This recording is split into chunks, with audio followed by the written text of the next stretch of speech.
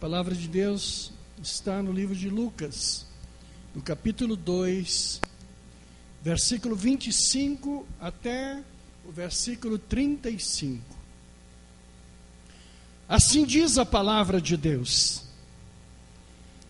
havia em Jerusalém um homem cujo nome era Simeão. E esse homem era justo e temente a Deus, esperando a consolação de Israel. E o Espírito Santo estava sobre ele. E fora-lhe revelado pelo Espírito Santo que ele não morreria antes de ter visto o Cristo do Senhor. E pelo Espírito foi ao templo.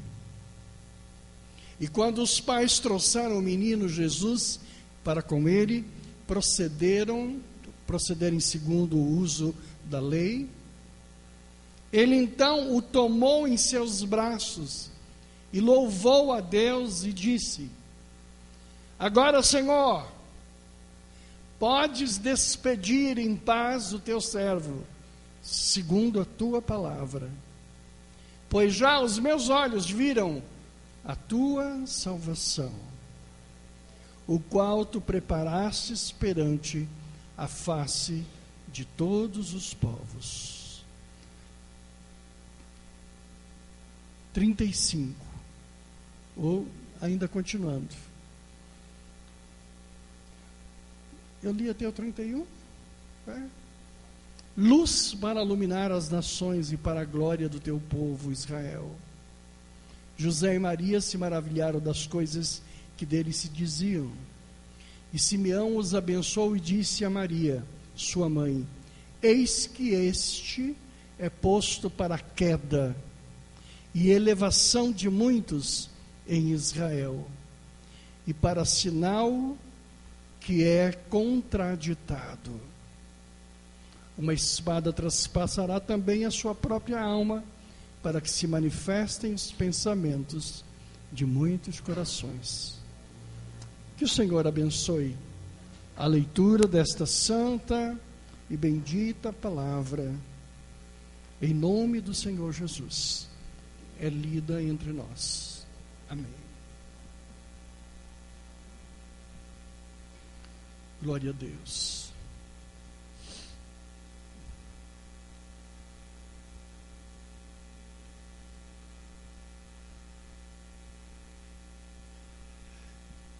Para você entender um pouco a palavra de Deus, quero dar um pequeno ensinamento a respeito do Espírito de Deus, o Espírito Santo. Primeiro, para ensinar vocês de que o Espírito de vida é uma coisa, Espírito de Deus é outra coisa. Todo homem tem Espírito de vida. Este foi o sopro de Deus que te deu vida. Porém, o Senhor Jesus foi quem trouxe o Espírito de Deus. O Espírito de Deus, o Espírito Santo, não é Espírito de vida, é outra dádiva diferente. Tanto que você que tem o Espírito de Deus, você tem as duas coisas, o Espírito de vida e o Espírito de Deus. Amém? Você tem esses dois poderes.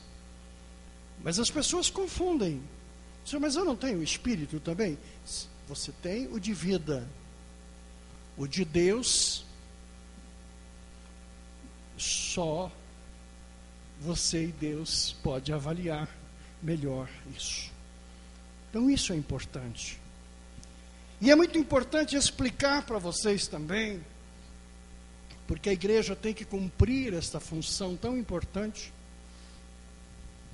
de que de Abraão até o Novo Testamento, do Gênesis até o Novo Testamento, o Espírito Santo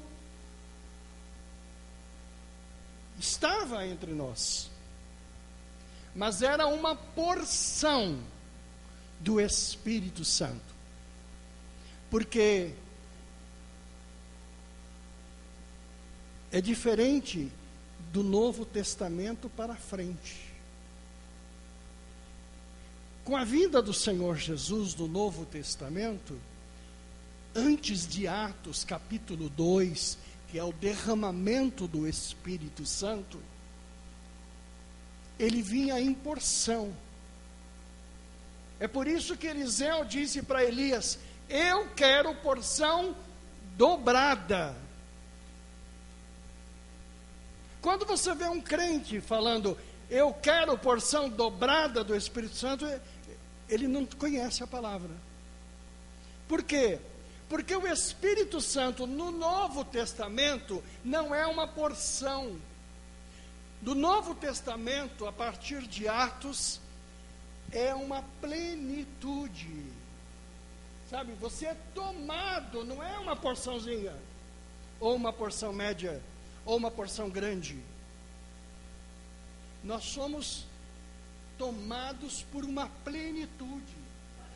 Então você não pode dizer assim, me dá o dobro da plenitude. Não existe. O dobro existia no Velho Testamento. Amém? Você está entendendo isso? É muito importante este entendimento. Até Atos dos Apóstolos é um tempo. Depois de Atos dos Apóstolos é outro tempo. E é chamado agora da dispensação da graça. Nós vivemos na dispensação da graça. E antes de Atos era uma outra dispensação que outro dia eu falo para vocês. Porém, é muito importante saber que as promessas de Deus era dada como graça, sempre foi dado como graça, e desde o princípio era a obra do Espírito de Deus. O ser humano tem curiosidade de saber o que vai acontecer amanhã, não é? As pessoas querem saber o que vai acontecer. O que vai acontecer comigo? Há uma diferença entre querer ler o futuro, o que é diabólico, é diferente da promessa de Deus para o futuro. A promessa que vem pela palavra e pelo Espírito de Deus. Este homem, Simeão, já era avançado de idade, já era velho. E ele tinha uma promessa de Deus. Simeão, você não morre antes de ver o Salvador. E ele guardava esta promessa. Ele esperou, ele confiou. Você recebe promessas e muitas delas você nem acredita, nem confia e nem espera. Porque muitas vezes conversando com a pessoa, sabe, você percebe ela perguntando sobre promessas que ela já recebeu. Então, para ser educado, a gente diz assim, olha, ou renovo a promessa, confirmo a promessa, ou fico quieto, não falo nada. Mas diz assim, ela não acreditou, nem confiou nas promessas de Deus para a vida dela. Senão ela estava em paz, ela estava tranquila. Simeão tinha um ponto fraco. Qual era o ponto fraco de Simeão? A idade. Quando nós ficamos velhos, sabe, parece que a morte vai chegar, né, toda noite, todo dia. Você vai dormir e diz, será esta a minha última? Né? Será que amanhã eu levanto, eu abro o olho, oh Deus, e quando eu abro o olho eu digo obrigado, Deus, porque eu estou respirando. Obrigado, Deus, porque os meus olhos abriram, eu posso ver, sabe? Isso é fraqueza de velho. Porque quando você é jovem, você não tem esse tipo de glorificação a Deus, né? Já levanta doidão. Simeão estava velho.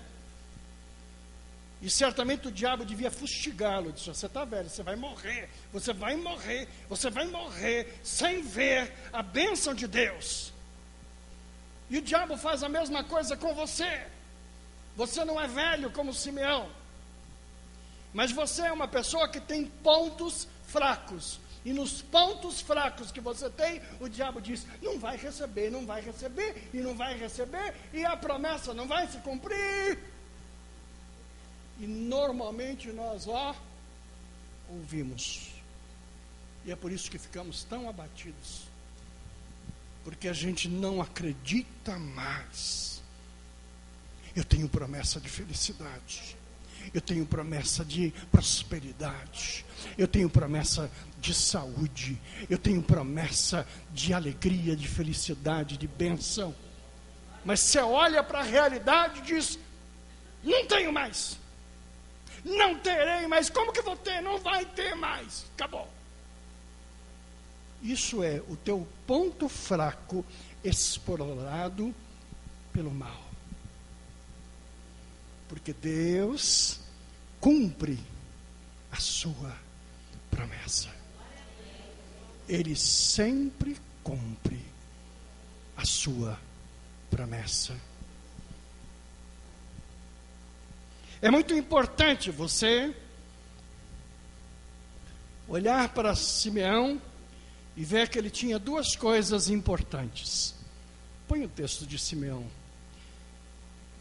A palavra de Deus diz que ele era justo. Era um homem justo e temente a Deus. E esperava a consolação do Espírito Santo. Justo e temente e consagrado. Justo é maior do que justificado. Muitos de nós somos justificados. Porque o Senhor, no seu ato, nos justificou. Nós somos uns porcalhões. Temos defeito, montão. Mas apesar de tudo isso, somos justificados em Jesus Cristo. Você pode dar glória a Deus? Se não fosse isso, nós estaríamos perdidos, porque não bata no peito com sou super homem, super mulher, eu sou a mulher maravilha. Quem te conhece? O Espírito de Deus, quando você diz assim, eu sou uma bênção, ele diz, eu te conheço. Eu sei a tua boca quando abre, o que ela fala. Eu sei que o teu coração que pensa. Eu conheço a tua ira. Quando você está irado, eu conheço você.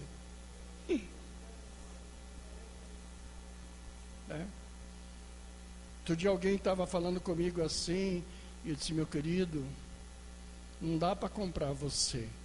Quem te conhece, não te compra. Não vem posar aqui de santarrão, que de santarrão você não tem nada. Mas é justificado, isso já é uma bênção. Simeão não era justificado, Simeão era justo. Um grau a mais. Esse velhinho era pipoca, ele era bênção, ele era justo. Eu queria que Deus desse a mim este grau. Você é um homem justo. Olha que bênção de Simeão. E abençoado de Deus, o Espírito do Senhor estava sobre ele. Olha que coisa interessante. Nós estamos lendo Lucas 2. A vinda do Espírito Santo veio em Atos 2. Você pergunta assim, pergunta, pastor, por que ele tinha o Espírito de Deus de forma tão plena, por ser justo, se o Espírito de Deus desceu só lá em Atos 2?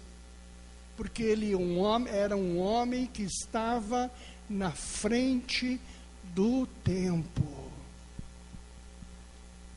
Quando o Espírito de Deus está sobre você, você está na frente. Quando o Espírito de Deus não está em você, você está atrasado. Simeão era um homem velho, sim. Dias por poucos, mas justo, e o Espírito Santo estava sobre ele. Algo abençoado. Aliás, a presença do Espírito Santo é algo importante. Eu sempre tenho aqui um castiçal, um memorário. Hoje, por acaso, não tem nenhum aqui. Muita gente não sabe o que é aquilo, pensa que é um símbolo de Israel. E é. O castiçal significa as 7 igrejas do Apocalipse. As 7 igrejas que estão contidas no Apocalipse. Mas, para os crentes, o castiçal tem o sentido de que, no meio, o Espírito de Deus. E nos demais, as virtudes do Espírito de Deus. Os 7 Espíritos de Deus. Então coloque Isaías 11. Isaías 11. Por isso quando você vê aqui dizer, viramos uma sinagoga, é símbolo cristão também. 7 Espíritos de Deus. No meio, a presença do Espírito de Deus. A presença da luz maior. Isaías disse, profetizando, e repousará sobre ele o Espírito do Senhor, e o Espírito de sabedoria, de inteligência, de conselho, de fortaleza, de conhecimento e de temor do Senhor. Estes, para nós não importa as 7 igrejas do Apocalipse, mas importa os 7 Espíritos de Deus. Todos que estão debaixo da unção de Deus, Ele leva consigo também os 7 Espíritos de Deus, Espíritos do Senhor. O homem de Deus, deixa Isaías mesmo, o homem de Deus, a mulher de Deus, ela pode não ter escolaridade nenhuma, ela pode, soletrar o seu nome, mas sobre ela está o Espírito de sabedoria. Por isso que muitas pessoas não entendem, como pessoas que são incultas. Quando os discípulos saíram e pregavam com toda a força, ousadia e intrepidez, de quem são esses caras, meus? Esse é pescador, esse aqui e pregam com tanta sabedoria. O Espírito de sabedoria está sobre nós. Algo espiritual. Põe a mão sobre a tua cabeça. Diga, o Espírito de sabedoria está sobre minha cabeça.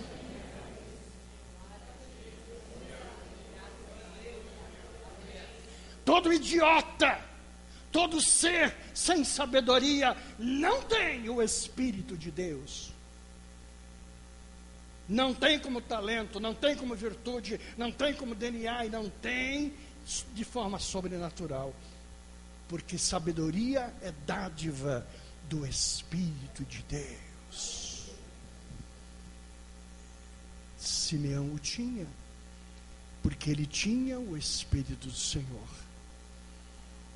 Quando você está no melhor da tua espiritualidade, você vê coisas, você tem percepção, você tem sensibilidade. Você diz: será que eu sou o que está acontecendo comigo? Nada. O que está acontecendo é o fluir, o aflorar da sabedoria de Deus sobre a tua vida. Por isso que você se destaca na escola, no trabalho. Todo aquele que tem o Espírito de Deus, ele está à frente. Ele está à frente. É por isso que seus amiguinhos não entendem, às vezes. O que acontece com você? Nada. É só a sabedoria de Deus que está aqui nessa cabecinha maravilhosa. E como é que eu faço para ter sabedoria? Espírito de Deus seja derramado sobre a tua cabeça. E essa criatura que é absolutamente ignorante, travada, ela não tem o Espírito de Deus. Ela não conhece o Espírito de Deus. E por isso não é sábia.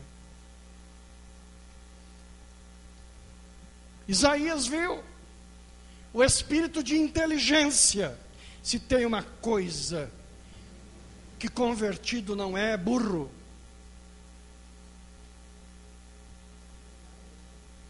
Se tem uma coisa que os cristãos não são, são burros. Nunca diga assim: você é um burro. Nunca diga para o teu filho: você é um burro. Ele é um abençoado de Deus. O espírito de inteligência está sobre ele. Sabe? Você pode ser um molenga. Você pode ser um preguiçoso.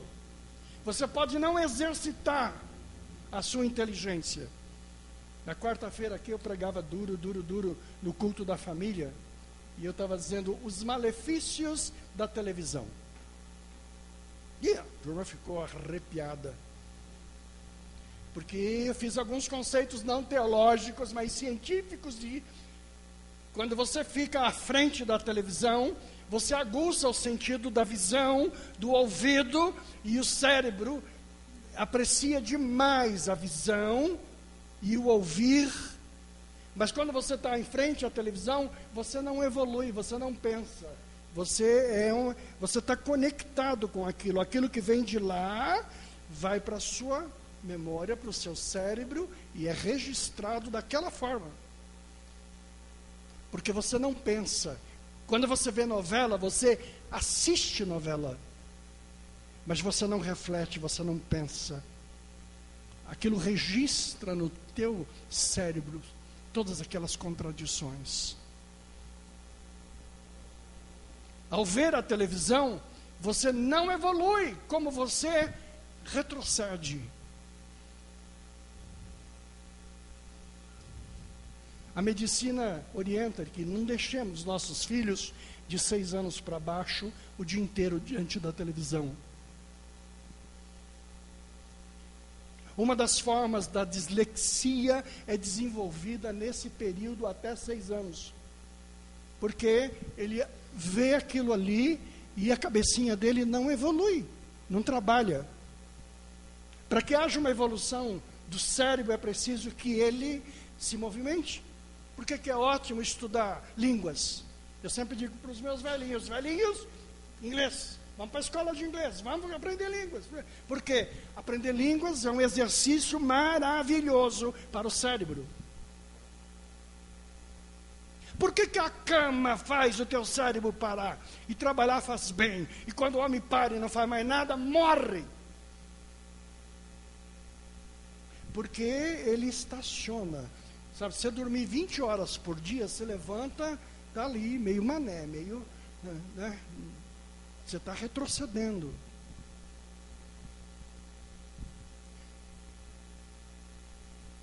O hábito da leitura acabou, ninguém mais lê livro, compra livro. O hábito da leitura é que trazia a evolução na fonética, A idiomática, falei difícil, era desenvolvida pela leitura do livro, você aprendia o seu idioma.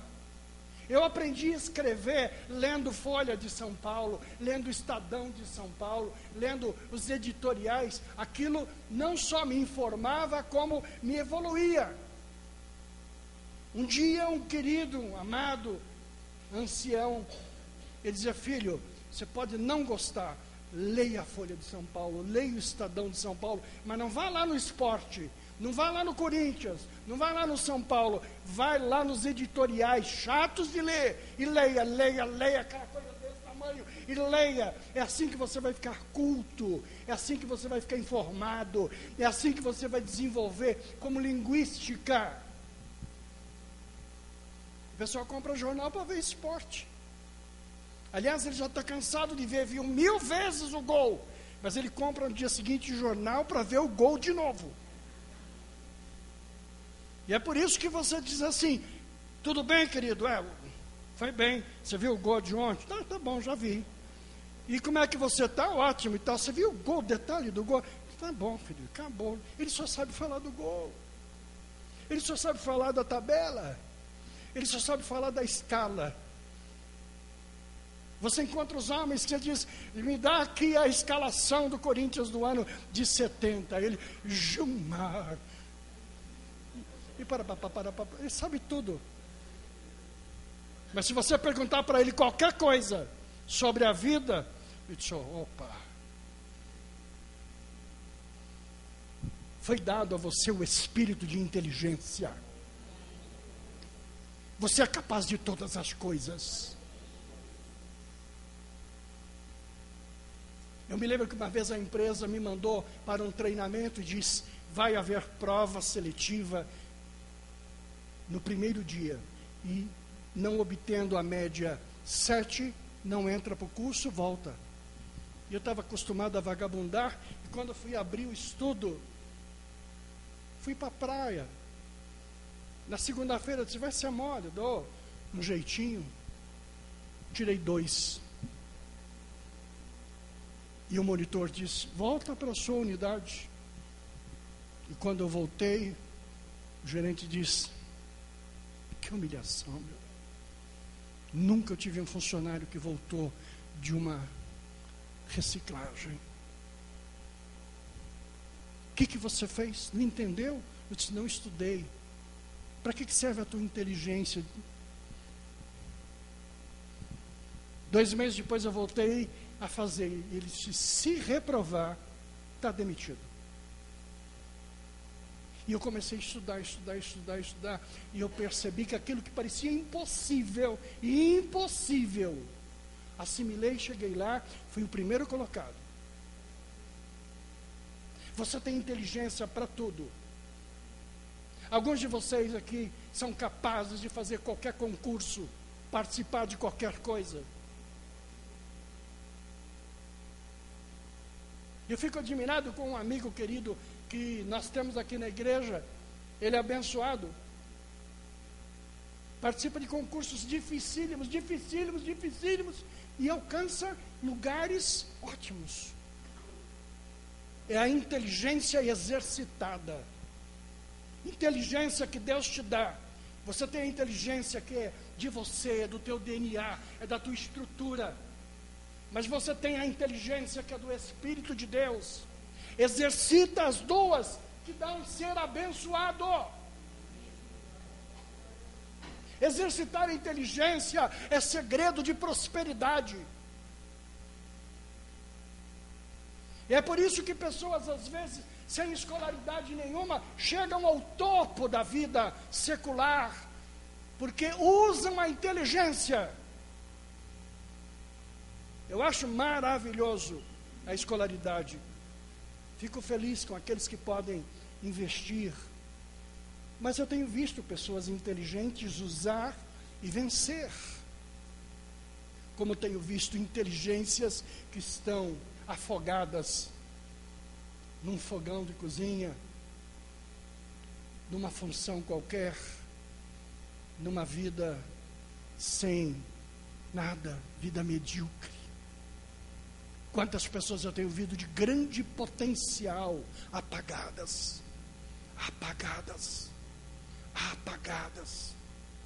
Mas Deus deu para você o espírito da inteligência. Simeão tinha, os profetas tinham, e você tem. Não importa a idade que você tem, queridos, não importa. O Espírito de Deus está aí. Burrice não é nosso potencial. Isaías disse que o espírito de conselho, a capacidade de abençoar, de falar, de ajudar, é de Deus. Sabe, muitas pessoas pensam que o grande ministério pastoral é o de pregar. O ministério do aconselhamento é um ministério maravilhoso. Você muda vidas. Ainda falando sobre fortaleza. Quem tem o Espírito de Deus, tem o espírito de fortaleza. Ele não nos deu espírito de covardia. Ele não nos deu o espírito de fraqueza. Eu sofro, você sofre, todos nós sofremos. Temos perdas de todos os níveis. Eu cuidei de uma criaturinha tão especial que ele por várias vezes tentou se suicidar. E acabou fazendo isso. Deu um tiro na cabeça e morreu. Ele não suportou perder a amada. E ele, com quase 60 anos de idade, ligava para mim e dizia: eu não suporto, eu não vivo sem essa mulher. Eu disse: querido, você tem o Espírito de Deus? Tenho. Então você tem o Espírito de fortaleza. Você tem o espírito de fortaleza. Você teve revés financeiro, tenha força para virar. Você teve um revés sentimental, tenha força para virar. Você teve um revés material, espiritual, tenha força para virar. Ontem você estava sentado no trono da abundância, hoje você está apertadíssimo, sem dinheiro nenhum. Tenha força para mudar, porque sobre você repousa o Espírito de Deus, o Espírito de fortaleza. Quando você desiste da vida, queridos, eis aqui uma pessoa cujo Espírito de Deus não habitou. Não me chame para fazer velório de suicida. Eu não vou. Porque eu não tenho o que falar de um fraco. Eu só tenho uma exceção para isso. São as patologias psiquiátricas de alguém que, fora da sua lucidez, perpetra um ato de suicídio. Mas não me chame para ir lá servir de hipócrita num velório de alguém que morreu. Morri de amor. Você morreu de fraqueza, cara. Você morreu porque você é mole. O Espírito de Deus está falando. Lamente a perda das pessoas que te impressionaram, mas não morra por elas. Homem nenhum merece que você morra. Mulher nenhuma merece que você morra. Que bom que tivesse com você. Não está? O Espírito de Deus, que me faz inteligente, forte, vai continuar me abençoando. Amém ou não amém? Espírito de inteligência, espírito de fortaleza, de conhecimento e de temor. Conhecimento das coisas de Deus e temor do Senhor. Quem tem o Espírito Santo tem temor ao Senhor. Não brinca com as coisas de Deus. Se você conhece algum brincalhão com coisas de Deus, este não tem o Espírito Santo. Porque uma coisa que nós temos em Deus é o espírito de temor.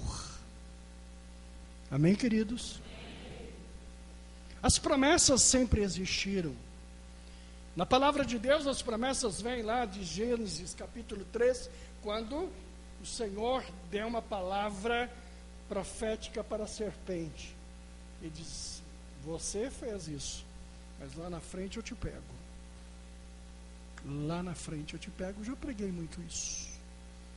Gênesis 3. Simeão tinha uma promessa. A promessa de Simeão era muito especial. Voltando ao texto de Simeão, então, ele era abençoado. Ele tinha méritos. Ele era justo e piedoso. Justo, eu disse para você que é maior do que justificado. E piedoso quer dizer amoroso. Por isso que as cartas de João lá, no final da Bíblia, diz: quem não tem amor, não é de Deus. Quem não ama seu irmão, não tem o Espírito de Deus. Não conheço ninguém que não tem amor e seja de Deus. Simeão era justo e piedoso, justo e amoroso. Tenha o teu coração piedoso, cheio de amor, em todos os sentidos, para todas as pessoas e para Deus. Simeão tinha estas virtudes, por isso que ele tinha o Espírito do Senhor sobre ele, por isso que ele tinha uma promessa. Se você não tem amor, você nunca terá o Espírito de Deus. Gente cheia de ódio, gente que não perdoa, gente iracunda, gente irada, gente detonada. Essas pessoas nunca conhecerão o poder do Espírito Santo em suas vidas. Você conhece algum briguento? Você conhece algum intratável? Você conhece alguém que seja incapaz de dominá-lo? Pois este não recebe o Espírito de Deus. Porque para receber o Espírito Santo de Deus precisa ter méritos de justiça e de piedade. Simeão, então, recebe esta visita e fora-lhe revelado pelo Espírito Santo que ele não morreria antes de ter visto o Cristo do Senhor. E pelo Espírito foi ao templo. E pelo Espírito foi. Queridos, ele recebeu uma palavra e não ficou lá esperando. Como? Eu me lembro que tinha uma promessa assim. E daí? Não, quando ele revelou, há uma promessa sobre você, que você não morre sem que seja revelado, sem que você veja o Salvador. O que ele fez? Ele foi. Isso chama atitude. Você tem promessa? Então tenha atitude. Eu tenho uma promessa que eu vou ficar rico. Vou dormir. Tenho promessa. O pastor falou que a promessa vai cumprir. E eu estou tranquilo. Você tem a promessa que vai ficar rico? Então levante mais cedo, agradeça a Deus pela promessa da riqueza e vai trabalhar. E fui. Simeão foi exatamente isso. E eu fui. Ele tomou atitude. Ele tomou atitudes. Agora é a minha hora. Naquele tempo havia o grande templo construído por Herodes. Todos os judeus, até hoje, levam seus filhos no 8º dia para serem circuncidados. Você sabe o que é circuncidar? É cortar a pelinha, né, que fica ali na glande, ali na genitália masculina. Eles são preparados, fazem com muito carinho, não há problema nenhum. Toda criança até o 8º dia, eles são circuncidados. Só que naquela época, o circuncidar só podia acontecer naquele templo lá, no templo de Herodes. Vinha gente do mundo inteiro para circuncidar ali. Os historiadores diziam que haviam dias que 1.800 crianças passavam pela circuncisão. 1.800 crianças. Simeão levanta e vai correndo ao templo. Quando chega no templo, uma fila enorme. Pai, mãe e o bebê a ser circuncidado. Agora você imagina, em 1.800 casais, quem é o Salvador que Simeão vai ver? Há uma dificuldade sempre grande das pessoas que não têm o Espírito de Deus de saber quem é, quando é. As manifestações, as leituras. Ele poderia chegar na fila e dizer, vão olhar para a mãe, vou achar uma mãe bem cheia de joias aqui, deve ser a mãe do Salvador. Mas Maria estava com o bebê envolto em saco e em pano. Ela e José ali do lado para cumprir a lei que todo judeu cumpre. E agora então chega Simeão. Não foi difícil para ele, porque ele tinha o Espírito de Deus, ele tinha inteligência, ele tinha entendimento, ele tinha o conselho, ele tinha a fortaleza, ele tinha tudo. Ele olhou na fila, pá, esta. E agora então, ele chega e não há nenhuma reação de Maria nem de José. Ele vê, ele pega, ele abraça, ele levanta. Porque as promessas de Deus para a tua vida, elas são palpáveis. Promessa de Deus não é conversa, não é sonho. Promessa de Deus é coisa que você vai ver, é coisa que você vai pegar, é coisa que vai mudar a tua vida, é coisa que você vai ter contato. E aí então, ele pega a criança, versículo 28, ele então tomou em seus braços, louvou a Deus e disse, agora Senhor, podes despedir em paz teu servo. Ele falou assim, agora pode me levar, que já se cumpriu, pois os meus olhos já viram a tua salvação. Coisa maravilhosa. Os meus olhos viram, as minhas mãos tocaram. Eu posso abraçar. Diga assim, a promessa de Deus que eu tenho, eu verei com os meus olhos. Eu tomarei nas minhas mãos. Eu abraçarei.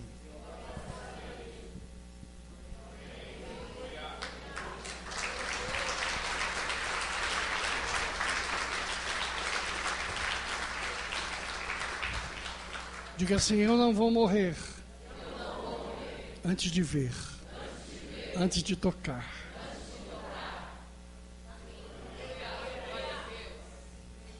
Aqui está cheio de gente que já nem espera mais nada.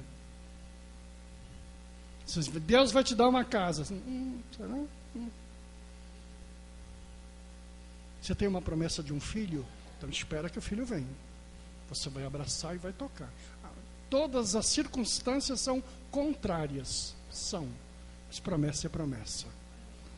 Né? Você vai ver na sequência. Pode ir por 34. Luz para iluminar as nações e para a glória de Israel. Ele está falando E Simeão os abençoou e disse a Maria, sua mãe: eis que este é posto para a queda e elevação de muitos em Israel, e para sinal que é contraditado. Sabe o que tem mais em nossas vidas, queridos? É contradição. A presença do Senhor em nossa vida traz contradições. Por isso que quando você aceita, normalmente você briga com família, familiar não quer te ver mais, as pessoas te odeiam, você perde amigos, você perde parente, filho vai embora de casa, a gente se afasta, porque é um contraditório. Receber o Espírito de Deus é contraditório. É algo que mexe com a tua estrutura. Pessoas vão te amar por isso, pessoas vão te odiar por isso. Vai construir e vai destruir. Isso vai te colocar gente na tua casa, e isso vai tirar gente da tua casa. Você vê a luta na igreja, é uma contradição, né? Se você for olhar para as contradições, se você for olhar para os escândalos, se você for olhar para as pessoas, você perde a fé, você acaba com a fé. Quando você levanta para o ministério, eu vou cantar, eu vou pregar, eu vou visitar, eu vou tocar instrumento, piora mais ainda. Às vezes eu vejo pessoas na igreja, contentinha, felizinha, está ótimo. Fala, vem me ajudar. Eu digo, ai meu Deus, tem misericórdia, porque agora eu perco. As pessoas que eu perdi na igreja, não eram membros sentados na igreja. Eu perdi pessoas que trabalhavam. Pessoas que eram importantes para mim. Pessoas que eram caras para mim. Importantes para a igreja. Esses eu perdi. Eu tive co-pastores maravilhosos que me ajudaram a trazer a igreja durante anos. Perdi. Não importa as razões pelas quais perdi.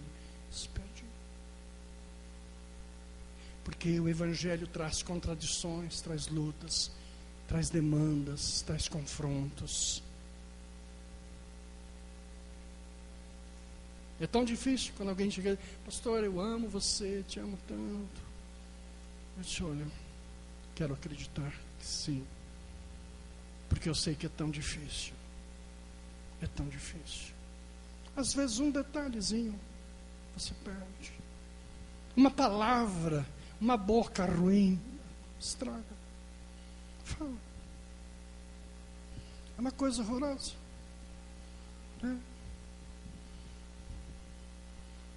Domingo retrasado, a Ieda deu uma feijoada gostosa, sobrou tanta feijoada, a Ieda dividiu bonitinho, deu um pouquinho para cada um.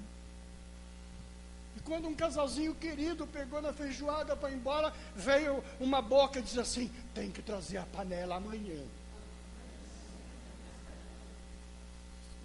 Miséria de boca. Não tinha autoridade para nada, mas é a serpente falando, tem que trazer a panela amanhã. Estou esperando o casal voltar e dizer assim, perdoa, queridos. A panela não vale nem R$10 e você vale tanto para nós. Não vai embora. Fica com a gente. Eu tenho horror quando alguém é incapaz de dar um sorriso. Paz seja convosco. Que bom que você veio. Ilumina. Porque a função do candelabro, que tem o Espírito Santo no meio, e com todas as outras virtudes do Espírito de Deus, é para ser acesa. Se eu tivesse um candelabro aqui, eu ia fazer uma ministração, eu ia acender, ia botar luz para a igreja, luz para a igreja, nossos lábios, nossos olhos. Como é gostoso rever os irmãos. Como é maravilhoso poder ter comunhão com os irmãos. Mas o Evangelho traz os contraditórios. Os contraditórios. Eu, quando encontro os irmãos que foram embora, eu tenho alegria. Fico feliz. Hoje está a Neiva aqui com a gente, aqui o Edson, o marido dela aqui. Que gostoso, Neiva. Que bom ver vocês. Foi os melhores coordenadores de jovem que eu tive em toda a história da igreja. Foram esse casal. Casaram aqui. E hoje eles trouxeram a Joana para a gente ver, conhecer. Porque nós conhecíamos a primeira filhinha. Que saudade dos meus irmãos. Que importância tinha. Mas o Evangelho traz contradições. De repente, você se magoa, entristece, vai embora. Porém, o Espírito de Deus está sobre você sempre. Sempre está sobre você. Simeão fica feliz então pelo cumprimento. Agora o tempo dele pode terminar. Você não vai morrer antes de se cumprir em você todas as promessas de Deus. Ele toma atitude, vai ao templo. Ele se moveu por aquela palavra. Você precisa aprender a se mover. Sabe? Quando você estiver aqui e sentir um arrepio, uma emoção, não seja uma emoção sentimental. Tenha isso como um mover de Deus. Porque é um recado de Deus para a tua vida. A tua vida muda a partir do mover. Simeão foi movido. Seja você também movido pelo Espírito de Deus. O Espírito de Deus possa mover tua casa. Só move quem está sensível. Todo ser que é duro, sabe, que é muito racional, ele deixe-se mover. Deixa mover. Você tem lutas lá em casa, deixe-se mover para transformar. Marido, deixe-se mover. Noivo, deixa-se mover. Noiva, deixa-se mover. Deixa você mudar. Deixa evoluir. Deixa o Espírito de Deus tratar você. Ele cura, Ele trata, Ele desenvolve você. Não seja turrão, não seja bloqueado, sabe? Abre o teu coração e diga: Senhor, mova, mova, mova, mova. E eu tomo atitude diante do mover na direção de ser abençoado. A palavra de Deus fala sobre esse poder que Simeão deixou. Esta noite a palavra é esta: você não vai morrer antes da promessa se cumprir.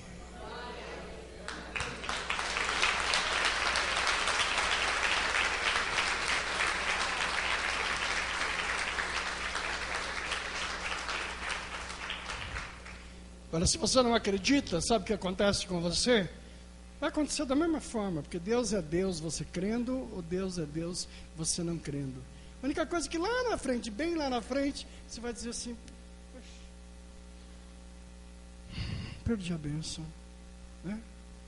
Perdi a bênção, porque não acreditei. Continue bloqueado, achando de que isso daí foi coisa de homem, isso aí não é de Deus. Continue bloqueado, insensível. Você continuará sendo sempre um derrotado. Mas abre o teu coração e diga: eu recebo, eu recebo, eu recebo, eu recebo de Deus todas as promessas de hoje, as promessas de ontem. Senhor, eu recebo. Há uma contradição, Senhor, no ponto mais fraco da minha vida. Eu estou achando que essa casa não vem mais. Eu estou achando que esse filho não vem mais. Eu estou achando que a prosperidade não vem mais. Eu estou achando. Por todas as expectativas que estão aí, são frustrantes. Mas diga: Senhor, a mensagem desta noite renova o meu espírito. Eu vou continuar esperando você. em nome do Senhor Jesus.